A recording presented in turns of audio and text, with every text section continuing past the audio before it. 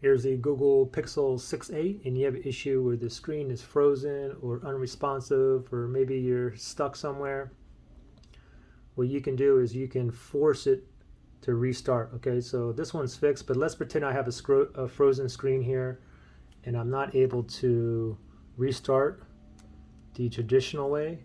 Maybe this won't pop up, or maybe my screen's not working. I can't tap power off or restart.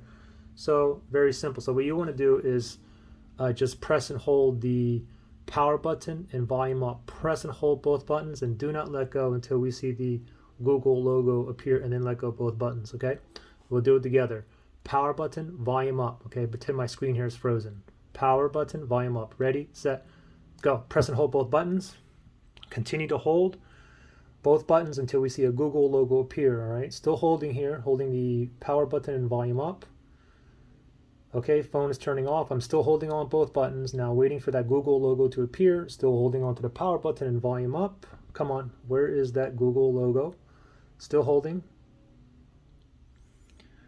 Still holding, waiting for that Google logo. There it is. Let go of both buttons and let it boot up normally.